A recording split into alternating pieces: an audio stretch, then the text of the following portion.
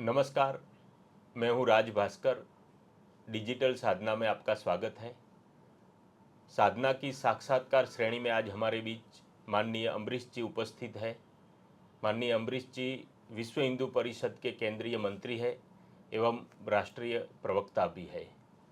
आज कुछ सांप्रत विषयों के बारे में उनसे बातें करेंगे। अम्बरीश जी, आपका बहुत बहुत स्वागत है साधना परिवार की ओर से। सबसे पहले हम ये जानना चाहेंगे कि पिछले कुछ समय से मंदिर मुक्ति आंदोलन ये सब चल रहा है, तो ये मंदिर मुक्ति आंदोलन क्या है? मंदिर मुक्ति आंदोलन शब्द देना इसको ठीक नहीं है। जी। सरकार के नियंत्रण में मंदिर हैं, वह हिंदू समाज के नियंत्रण में आना चाहिए, ऐसा विषय चल रहा है। अच्छा। मंदिर मुक्ति आंदोलन इसलिए नहीं कहना चाहिए कि मंदिर में पूजा हो रही है, श्रद्धालु जा रहे हैं, उसका प्रबंधन सरकार के पास है, हिंदू समाज के पास आना चाहिए।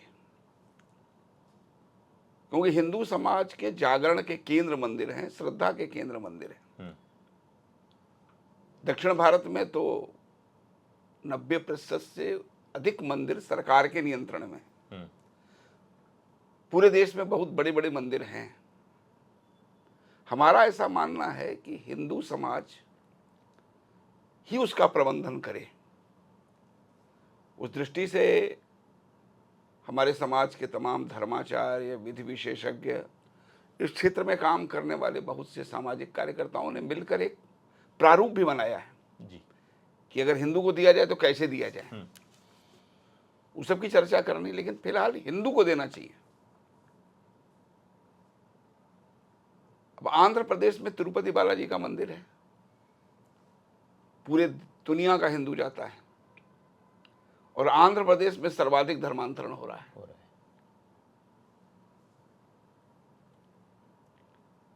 हिंदू समाज से जुड़े हुए जितने विषय हैं उनकी चिंता जो मंदिरों को करनी चाहिए वो नहीं हो रही है। सरकार के नियंत्रण में होने के कारण सरकार मनमाना खर्च मंदिर के आय का करती है। वह हिंदू के श्रद्धा के द्वारा दी गई चढ़ोत्तरी होती है। हिंदू समाज के परिष्कार के लिए, उसके संगठन के लिए, उसके श्रद्धा जागरण के लिए, उसके जितने मानबिंदु हैं उनकी पुनर्प्रतिष्ठा के लिए उसका धन व्यय होना चाहिए। और कहाँ व्यय होना चाहिए वो हिंदू समाज के लोगों को तय करना चाहिए। अभी कल ही एक निर्णय आया है तमिलनाडु में, न्यायालय का निर्णय है। सरकार को कहा है कि आप मंदिर के पैसे से विवाह घर नहीं बनवा सकते। विवाह घर कोई धार्मिक स्थान नहीं है और मंदिर की आय उसमें नहीं खर्च करें। सरकार, कोर्ट ने भी इसको संज्ञान में लिया। तो पूरे देश में इस तरह का काम हो, इस दृष्टि से विजयवाड़ा में एक बहुत बड़ा कार्यक्रम हिंदू समाज ने किया। उस संपूर्ण देश में इस विषय को हम ले जाने वाले हैं। प्रथम चरण में मुख्यमंत्री और राज्यपाल इनको ज्ञापन देने का काम हम कर रहे हैं पूरे देश में, और उसके बाद आगे इस विषय को और आगे ले जाएंगे और अंततः मंदिर जो है वो हिंदू समाज के हाथ में होना चाहिए, यह हमारी मांग है। ठीक है। ऐसा एक विषय है TFR का, टोटल फर्टिलिटी रेट का, वो बहुत गिरता जा रहा है, तो इसके कैसे कैसे परिणाम आ सकते हैं? देखिए, जनसंख्या का जब असंतुलन होता है तो बहुत कुछ असंतुलित हो जाता है। इस देश का विभाजन जो हुआ है वह जनसंख्या के आधार पर हुआ है।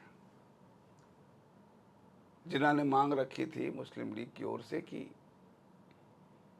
हमारी जनसंख्या के अनुपात में हमें भूमि दी जाए, बहुत गंभीरता से उस समय के नेतृत्व ने नहीं लिया, लेकिन बाद में घुटने पर आए।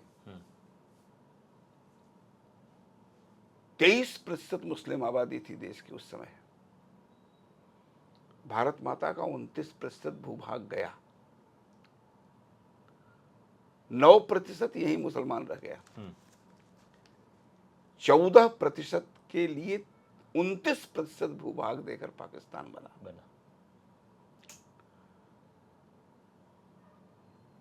तो उनको ये लगा कि जनसंख्या के बल पर इतना लिया जा सकता है, तो आगे उसी नीति पर वो चल रहे हैं। हमारे समाज, हिंदू समाज को जिस गंभीरता से इस विषय को लेना चाहिए, उस गंभीरता से हिंदू समाज नहीं ले रहा है। उसका परिणाम है कि देश की आबादी तो दुनिया में सबसे अधिक हो गई, लेकिन हर जनगणना में 1% हिंदू घटता है।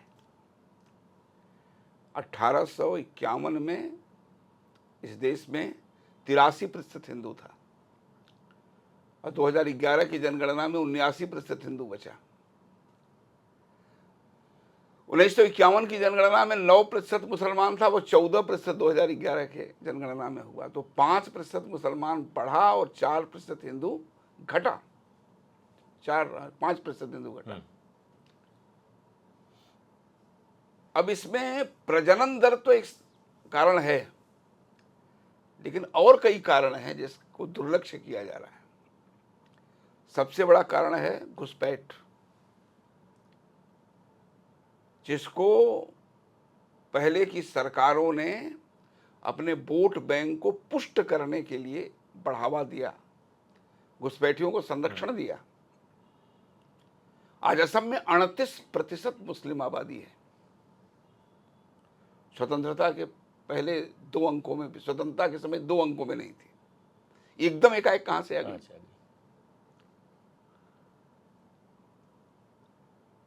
तो एक कांग्रेस के नेता ने एक नारा दिया था कि अली और कुली अगर हमारे साथ रहेंगे तो असम में हमारा शासन चलेगा। कुली माने चाय बागान और अली माने मुसलमान। तो ये पूरा घुसपैठ, चाहे कांग्रेस रही हो, चाहे बाद में कम्युनिस्टों की सरकार बंगाल में रही हो, चाहे टीएमसी की सरकार रही हो, सबने देश हित को किनारे करके और अपने वोट बैंक के लिए घुसपैठ को बढ़ावा दिया। रोहिंग्या मुसलमान बर्मा से भगाए गए, पाकिस्तान नहीं गए, बाकी अन्य मुस्लिम देश में नहीं गए, चीन में नहीं गए, थाईलैंड में नहीं गए, इंडोनेशिया में नहीं गए, भारत में गए। उनका जो व्यवहार और चरित्र है, उनके कारण वो अपने देश से भगाए गए। क्रूर, अराजक, इस तरह का व्यवहार।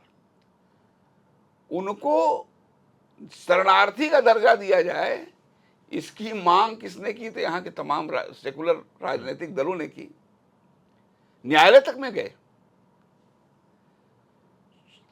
जब देश हित के ऊपर राजनीति आ जाती है तो यही दुष्परिणाम उसके होते हैं। घुसपैठ लगातार जारी है। हिंदू जो है वह भी भगाया गया पाकिस्तान से, उसके बारे में चिंता नहीं हुई, जबकि हिंदू को पाकिस्तान का जबरदस्ती नागरिक बनाया गया था। जनसंख्या की अदला बदली हो गई होती तो ये समस्या न होती। लेकिन मुसलमान जो हिंदू जो पाकिस्तान में रह गया, उसको आश्वस्त किया गया कि नहीं, उसकी चिंता होगी। नेहरू लियाकत पैक्ट हुआ उसमें कि एक दूसरे के अल्पसंख्यकों की चिंता करेंगे अपने देश में। हमने तो इतनी चिंता की कि राष्ट्रपति बना दिया, उपराष्ट्रपति बना दिया, चीफ जस्टिस बना दिया, सब कुछ बना दिया। और वहां कितनी बदतर हालत है बताने की आवश्यकता नहीं। उसमें से वो भाग के इस देश में है, उसको नागरिकता नहीं दी गई। मैं इस केंद्र सरकार का धन्यवाद दूंगा कि उन्होंने कानून लाया कि भाई जो लोग आए उनको नागरिकता देंगे। तो इस बात को स्पष्टता से स्वीकार करना और समाज में इस विषय को ले जाना कि पाकिस्तान जो बना था वह मुसलमानों के लिए बना था, मुसलमानों के मत के आधार पर बना था। बहुत लोग कहते हैं कि भाई यहां के मुसलमान ने पाकिस्तान नहीं बनवाया। मुस्लिम लीग जिसने पाकिस्तान बनवाने का नारा दिया, 99% मुसलमानों ने उसको वोट दिया था उस समय। कांग्रेस जिसने पाकिस्तान निर्माण का विरोध किया, 99% हिंदू ने उसको वोट दिया था। तो तो संपूर्ण हिंदू ने पाकिस्तान के विरुद्ध वोट दिया, संपूर्ण मुसलमान ने पाकिस्तान के पक्ष में वोट दिया, और आज ये कहना कि मुसलमान ने पाकिस्तान नहीं बनवाया, इससे बड़ा कोई झूठ नहीं हो सकता। मुसलमान ने ही पाकिस्तान बनवाया और पाकिस्तान मुसलमानों के लिए बना। डॉक्टर अंबेडकर ने कहा भी था कि जनसंख्या की अदला बदली होनी चाहिए, वो नहीं हुई। और चूंकि जनसंख्या के आधार पर एक बार एक देश उन्होंने लिया, आगे वह उसी दिशा में बढ़ रहे हैं। हिंदू समाज के अंदर हम लोग इस जागरण का प्रयत्न कर रहे हैं कि हमारी जनसंख्या उतनी तो रहनी चाहिए जिसके कारण हमारी आबादी घटे ना। इस दृष्टि से जागरण हो रहा है। लेकिन ये मनमाना जो यहाँ पर मुसलमानों की आबादी बढ़ रही है, स्वाभाविक नहीं है, अस्वाभाविक है, षड्यंत्र है इसके पीछे। इस बात को भी इस देश के नीति नियंताओं को समझना चाहिए, और हम भी समाज में इस विषय को लेके जा रहे हैं। मुस्लिम मानसिकता के कारण विभाजन हुआ, ऐसा कुछ प्रतीत हो रहा है। तो आज के मुसलमान की क्या मानसिकता, कुछ बदलाव आया है उसमें या क्या है? उनका मूल यही है कि हमारे अलावा किसी को रहने का अधिकार नहीं है धरती पर, मुसलमान को ही रहने का अधिकार है। इसलिए संपूर्ण ताकत दुनिया में लोगों को इस्लाम में बदलने के लिए उन्होंने 1400 साल में लगाई। दुर्भाग्य है कि 1947 में देश का बंटवारा जो हुआ, तो 1942 में मोहम्मद अली जिन्ना ने मुस्लिम लीग के अधिवेशन में कहा था, हिंदू मुसलमान दो उपासना पद्धतियां नहीं, दो अलग अलग संस्कृतियां हैं जो एक साथ खा नहीं सकती, पी नहीं सकती, रह नहीं सकती। तो अपने पहचान, अपने परचम और अपने विधान के लिए पाकिस्तान की मांग की, जनसंख्या के आधार पर मांग की। उस समय के नेतृत्व ने घुटने टेके, पाकिस्तान बना। किन के लिए बना? जिनको अपनी पहचान चाहिए थी, अपना परचम चाहिए थी और अपना विधान चाहिए था, जिनके लिए देश से बड़ा इस्लाम था, उन्हीं के लिए पाकिस्तान बना। तो बन गया, तो इस तरह के सभी लोगों को पाकिस्तान जाना चाहिए था। यहां पर जो मुसलमान रह गए, प्रकारांतर यह मानना चाहिए कि उनको वह नहीं चाहिए था, इसलिए रह गए। इस देश का विधान, देश की पहचान, इसको स्वीकार किया इसलिए रह गए, कोई कृपा पूर्वक नहीं रह गए। उनको एक प्रकारांतर उन्होंने स्वीकार किया। 75 साल आजादी के बीत गए, हमने अभी अमृत महोत्सव मनाया आजादी का। हम ये बात क्यों नहीं कह पाए उनसे आज तक कि भारत में उन्हीं को रहने का अधिकार है, चाहे हिंदू हो चाहे मुसलमान। जो यहाँ के प्रधान, यहाँ के विधान, यहाँ के पूर्वज, यहाँ की परंपरा, यहाँ के मानबिंदु, यहाँ के जीवन मूल्य का सम्मान करेगा, उसे रहना चाहिए। आक्रांता सबके लिए आक्रांता है और नायक सबके लिए नायक है। एक देश में आक्रांता बटे हुए हैं और एक देश में नायक बटे हुए हैं। तो टुकड़ों में इस देश का विचार अगर होगा तो कैसे चलेगा? बाबर आक्रांता था तो सबके लिए आक्रांता था, अकबर आक्रांता था तो सबके लिए आक्रांता था। लेकिन आक्रांताओं के बारे में भी भ्रम की स्थिति बनी हुई। तो 1947 के पहले मुसलमान कहता था कि हमें अपना विधान चाहिए, आज भी वो कहता कि हमको अपना विधान चाहिए। 1947 के पहले वो गाय काटता था, आज भी गाय काटता है। उसके पहले भी हिंदू पर आक्रमण करता था, आज भी हिंदू पर आक्रमण करता है। उस समय भी वंदे मातरम से इनकार करता था, आज भी कर रहा है। भारत माता की जय से आज भी परहेज है। तो जो कुछ वो मांगता था उस पर स्टे लगा था है। और 75 साल बाद भी यही हो रहा है। हमारा ही देश है जो नायकों के बारे में भ्रम में है। अब दिल्ली में तुगलक रोड है, दिल्ली में लोधी रोड है, दिल्ली में अकबर रोड है, कश्मीर में मुगल रोड है। अब ये मुगल, तुगलक, अकबर, इनका इस देश से क्या लेना देना है? इस देश के लिए क्या योगदान है? इन्होंने क्या किया अपने राज्य में? तो मंदिर तोड़े, यहां के लोगों का वध किया, माताओं बहनों को जौहर करना पड़ा इनके लिए। इतना क्रूरतम आचरण यहां के लोगों के साथ किया।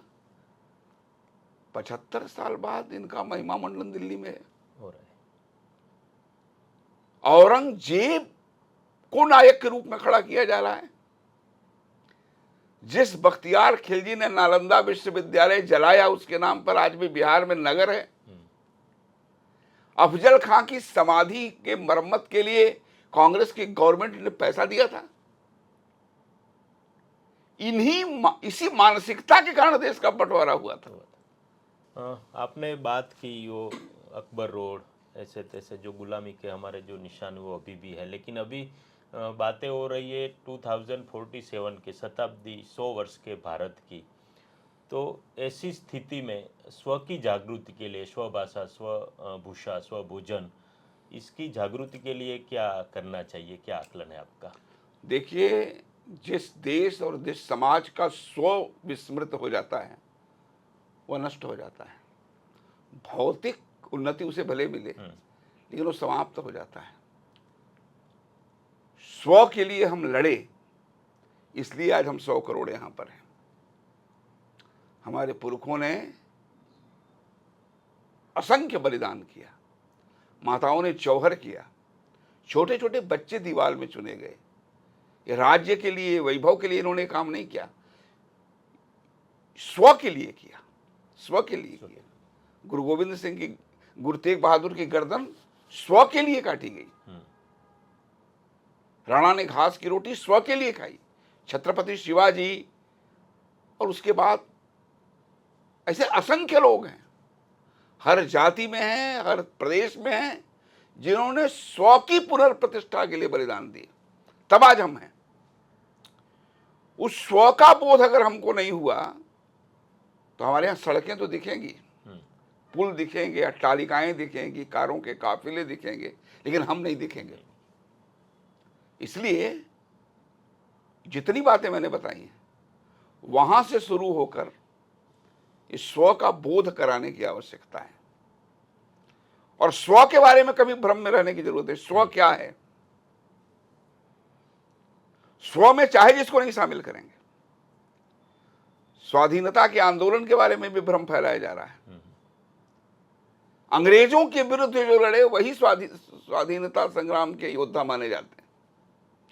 तो राणा प्रताप क्या थे? छत्रसाल क्या थे?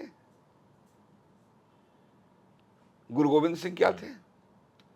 राणा सांगा क्या थे? बापा रावल क्या थे?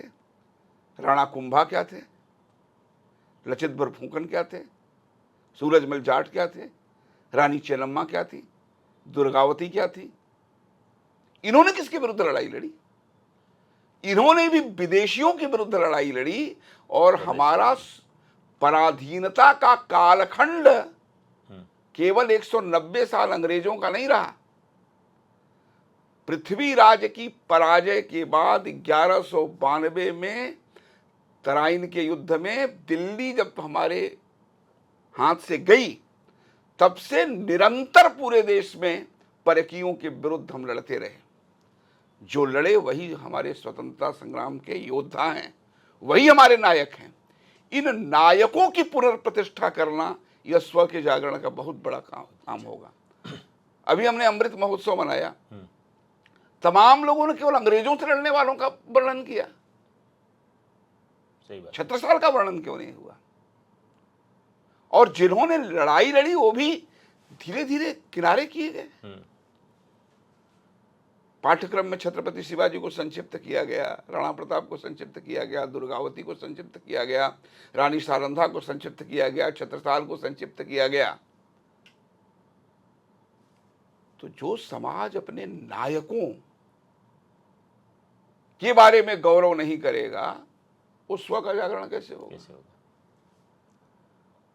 बख्तियारपुर जंक्शन रहेगा, शाहजहांपुर रहेगा, तुगलक रोड रहेगा, मुगल रोड रहेगा, अफजल खां की समाधि रहेगी, औरंगजेब आलमगीर रहेगा, टीपू सुल्तान रहेगा, अलाउद्दीन न्यायप्रिय रहेगा, तो स्व का जागरण कैसे होगा? तो स्व का बोध बहुत जरूरी है। स्व में केवल उपभोक्ता सामग्रियां ही नहीं आती, स्वदेशी में स्व की मानसिकता, स्व का अभिमान, और सबसे बड़ी बात इसके लिए स्व का बोध। स्व है क्या? सबको अपना बनाने के चक्कर में हम संकट में पड़ेंगे। जो हमारा है वो हमारा है, जो हमारा नहीं है आंख में आंख डाल के बताना होगा कि हमारा नहीं है। किसी को संतुष्ट करने की आवश्यकता नहीं। 16,000 माताओं का जौहर हुआ था। बहुत से लोग हैं जो बहुत अच्छा समझाते हैं कि आप लोग तो बड़े सहिष्णु हो, हिंदू तो सहिष्णुता का नाम है, हिंदू तो सबकी चिंता करता है। हम वसुधा को कुटुंब मानने वाले हैं, हम दुनिया को श्रेष्ठ बनाने का संकल्प लेने वाले हैं। हम सर्वे भवन्तु सुखिनः सर्वे सन्तु निरामया कहने वाले हैं। नदी, पहाड़, पर्वत सब में भगवान का दर्शन करने वाले हम लोग हैं। लेकिन हम बचे रहेंगे तब नहीं इसको मानेंगे। ये इतना जो कल्याणकारी और उत्तम विचार है, यह विचार तब रहेगा जब हिंदू रहेगा। और हिंदू भी सत्य यदि दुर्बल हुआ तो कौन उस पर कान देता, और शक्तिशाली की गलत भी बात यह जग मान लेता। वो दुर्बल रहेगा तब भी यह विचार उत्तम रहते हुए वो स्वीकार्य नहीं होंगे। इसलिए एक सशक्त, संगठित, स्व का बोध रखने वाला और अपने मान बिंदुओं के लिए आग्रही और आक्रामक ऐसा हिंदू समाज खड़ा होगा, तब स्व का जागरण उस परिमाण में होगा। बहुत अच्छा, बहुत जरूरी है स्व का बोध। लेकिन एक अच्छा काम स्व की पुनर्प्रतिष्ठा के लिए हमने किया। अयोध्या में प्रभु श्री राम के मंदिर का निर्माण, उसमें विश्व हिंदू परिषद का भी बहुत बड़ा योगदान है। लेकिन अभी काशी और मथुरा भी बाकी है, तो विश्व हिंदू परिषद इसके बारे में क्या कर रहा है, क्या सोच रहा है? देखिए, काशी और मथुरा ही नहीं है। मैंने शुरुआत से देखिए, ये जो आज़ादी आई, ये सड़क बनाने के लिए नहीं आई, पुल बनाने के लिए केवल नहीं आई, विकास के लिए केवल नहीं आई। ये आज़ादी आई राष्ट्रीय गौरव की पुनर्प्रतिष्ठा के लिए। वर्षों की गुलामी में जो हमारे अपमान के चिन्ह थे, उन चिन्हों को हटाने के लिए। राज्य कांग्रेस का था, लेकिन देश सही मार्ग पर चलना आरंभ किया। सरदार वल्लभ भाई पटेल जो देश के गृह मंत्री थे, वो जो अपने गृह प्रांत गुजरात की यात्रा पर आए पहली बार, तो सोमनाथ के खंडहर के सामने उन्होंने संकल्प लिया कि सोमनाथ के खंडहर पर मैं भव्य सोमनाथ के मंदिर का पुनर्निर्माण करूंगा। हिंदू होने के नाते नहीं किया, एक स्वतंत्र और संप्रभु देश के गृह मंत्री के नाते उनके मन में यह भाव आया कि एक विदेशी आक्रांता ने सोमनाथ के मंदिर को इसलिए तोड़ा कि हमारा मान बिंदु था। और ये खंडहर खंडहर नहीं है, हमारे अपमान के प्रतीक हैं और आक्रांताओं का विजय चिन्ह है। इसलिए एक संप्रभु देश में इस खंडहर पर सोमनाथ के मंदिर का पुनर्निर्माण, यह हिंदू के मंदिर का पुनर्निर्माण नहीं, यह राष्ट्रीय स्वाभिमान की पुनर्प्रतिष्ठा है। देश के कैबिनेट ने प्रस्ताव पारित किया था सोमनाथ के मंदिर के पुनर्निर्माण का, और भारतीय गणतंत्र के प्रथम राष्ट्रपति सपत्नीक यजमान की भूमिका में आए थे। फिर यह काम शुरू हुआ। प्रयाग में जमुना जी पर जो पुल है उसका नाम एल्गिन ब्रिज हुआ करता था। बनारस में जो पुल है गंगा जी पर, उसका नाम डफरिन ब्रिज हुआ करता था। प्रयाग में एक पुल है उसका नाम करजन ब्रिज हुआ करता था। कहीं बॉम्बे था, कहीं मद्रास था, कहीं विलिंगटन क्रिसेंट हॉस्पिटल था, कहीं बॉम्बे वीटी थी। इन सब के नाम को बदला गया। सबके नाम को बदला गया। तमाम चौराहों पर लॉर्ड जॉर्ज पंचम, एडवर्ड सप्तम, विक्टोरिया की मूर्तियां थी, सबको हटाया गया, क्योंकि सबको विजन साफ था, स्वतंत्रता आई क्यों ये पता था सबको। बाद में इस अभियान को भटकाया गया। तो 7 अक्टूबर 1984 को विश्व हिंदू परिषद ने संतों के आदेश से जो राम जन्मभूमि की 77वीं लड़ाई आरंभ की, उस लड़ाई की जो पहली सभा थी, उसमें जो नारे लगे थे 2 प्रमुख, समता ममता के उद्गाता, राम से है हम सबका नाता। राम ने उत्तर दक्षिण जोड़ा, भेद भाव का बंधन तोड़ा। जिस देश में लोग राम राम कहकर उठते हैं, हे राम कहकर प्राण छोड़ने की आकांक्षा रखते हैं, वहां रामलला की जन्मभूमि पर भव्य मंदिर को एक विदेशी आक्रांता बाबर ने उद्ध्वस्त किया, जिस पर मंदिर की पुनर्प्रतिष्ठा के लिए हमारे पुरखों ने 76 लड़ाइयां लड़ी, 4.25 लाख की संख्या में बलिदान दिया। वहां ताले में बंद राम जी को ताले से मुक्त करके भव्य राम मंदिर का निर्माण, यह मंदिर का निर्माण नहीं, राष्ट्रीय स्वाभिमान के पुनर्प्रतिष्ठा के उसी यज्ञ का अगला चरण है जिसे सरदार वल्लभ भाई पटेल ने आरंभ किया था। मंदिर बन रहा है, इस यज्ञ की पूर्णाहुति मानने का भूल हमें नहीं करनी चाहिए। यह यज्ञ का अगला चरण है। आगे के चरण में वो सब होने वाला है जिसका आपने नाम लिया, और बहुत कुछ होने वाला है। यस, बस कुछ आगामी आयोजन विश्व हिंदू परिषद के कार्यक्रम, अभियान, आंदोलन। देखिए, विश्व हिंदू विशेष रूप से विश्व हिंदू परिषद की जो स्थापना हुई, वो इस बात को ध्यान में रखकर हुई कि पराधीनता के लंबे कालखंड में किन कारणों से हिंदू के रूप में हम बने रहे। तो ध्यान में आया, इस देश के तीर्थ, इस देश के तीर्थ यात्राएं, इस देश के तीर्थ पुरोहित, इस देश के संत, इस देश के संत महात्मा, इस देश के मठ मंदिर, इस देश की संस्कृति, इस देश की गौ, इस देश की गंगा, इनके कारण हिंदू बचा रहा। अलाउद्दीन का राज्य था लेकिन कुंभ नहीं बंद हुआ। अकबर का राज्य था लेकिन 4 धाम की यात्रा नहीं बंद हुई। सिंहस्थ नहीं बंद हुआ। 52 शक्तिपीठों की यात्रा नहीं बंद हुई। तीर्थों में आदमी जाता था तो उसको अपनी विराटता की अनुभूति होती थी। राज्य मुसलमानों का था, लेकिन कोई रामानुजाचार्य, कोई निम्बारकाचार्य, कोई मध्वाचार्य, कोई चैतन्य महाप्रभु, कोई स्वामी नारायण जी महाराज, कोई नरसिंह मेहता, इन सब के द्वारा सतत जागरण इस समाज में चलता रहा।